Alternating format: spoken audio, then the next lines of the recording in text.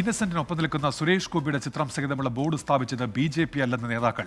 ഇന്നസെന്റിന്റെയും Suresh ഗോപിയുടെയും ആരാധകരാണ് board സ്ഥാപിച്ചത്. വിവാദമാക്കാൻ താല്പര്യം ഇല്ലാത്തതുകൊണ്ടാണ് ബോർഡുകൾ നീക്കിയതെന്നും BJP ഇരിങ്ങാലക്കുട മണ്ഡലം പ്രസിഡന്റ് കൃപേഷ് 24നോട് പറഞ്ഞു. ഇന്നസെന്റ് ഏട്ടൻ ഇരിങ്ങാലക്കുടക്കാരനാണ്. ഇന്നസെന്റ് ഏട്ടൻ്റെയും സുരേഷ് ഗോപിയുടെയും നിരവധി ആരാധകരുണ്ട്, നമ്മുടെ പാർട്ടിക്കകത്തും പുറത്തുമുണ്ട്. അപ്പോൾ ഇന്നസെന്റ് ഏട്ടൻ്റെയും സുരേഷ് ഗോപിയുടെയും ആരാധകർ നമ്മളുടെ ആളുകളെ ഇവിടെ സമീപിക്കുകയും നമ്മളോട് ഞങ്ങൾക്ക് ഇങ്ങനെ ഒരു ബോർഡ് വെക്കണം, എല്ലാ സ്ഥലത്തും ഇടതുപക്ഷമൊക്കെ പ്രചരിപ്പിക്കുന്നുണ്ട്, ഒരു നാച്ചുറലായിട്ട് എല്ലാവരും കരുതിയിട്ടുള്ളൂ. അപ്പോൾ അവർ ബോർഡുകൾ അങ്ങനെ വച്ചു. ബോർഡ് വെച്ചിട്ടിപ്പോൾ കുറച്ച് ദിവസമായി. ഇപ്പോൾ ഇന്നലെയാണ് അതിൻ്റെ വിവാദമൊക്കെ തുടങ്ങുന്നത്. അശ്വിൻ പാലാഴിയുണ്ട് തൃശ്ശൂരിൽ നിന്ന്. അശ്വിൻ, എന്താണ് ഇക്കാര്യത്തിൽ BJPയുടെ വിശദീകരണം?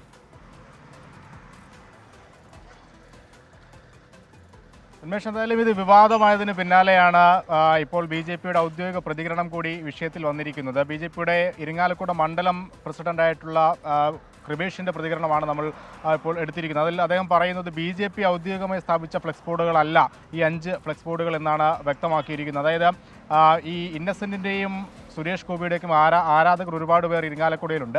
അവർ BJPയെ സമീപിക്കുകയും ഇത്തരത്തിൽ ഫ്ലെക്സ് ബോർഡുകൾ വെക്കണമെന്ന് ആവശ്യപ്പെടുകയുമായിരുന്നു. അങ്ങനെ BJP നൽകിയ അനുമതിയുടെ പുറത്താണ് ഈ ആരാധകർ സ്വന്തമായി അവരുടെ നിലയ്ക്ക് BJP സ്ഥാനാർത്ഥിക്ക് വോട്ട് ചോദിച്ചുകൊണ്ട് ഇന്നസെന്റിൻ്റെ ചിത്രം ഉൾപ്പെടുത്തി ബോർഡ് സ്ഥാപിച്ചത് എന്നുള്ള ഒരു ന്യായീകരണമാണ് BJPയുടെ ഭാഗത്ത് നിന്ന് ഇപ്പോൾ ഉണ്ടായിരിക്കുന്നത്. എന്തായാലും അതിനെ LDF തള്ളുന്നുമുണ്ട്. അത് അങ്ങനെ ഒരു സാഹചര്യം അവിടെ ഇല്ല. കാരണം ഇക്കാലം അത്രയും ബോർഡുകൾ സ്ഥാപിച്ചതെല്ലാം BJP ആണ്. ഇപ്പോൾ ആരാധകരുടെ പേരിലേക്ക് ഈ വിവാദമായ ബോർഡ് വെക്കേണ്ട എന്നുള്ളതാണ് LDFന്റെ മറുപടി. എന്തായാലും ഇങ്ങനെ രാഷ്ട്രീയ ആരോപണങ്ങൾ ഈ ബോർഡിന്റെ പുറത്ത് ഇപ്പോഴും തുടരുകയാണ്. ഉന്മേഷ്. അശ്വിൻ പാലാഴി തൃശ്ശൂരിൽ നിന്ന്.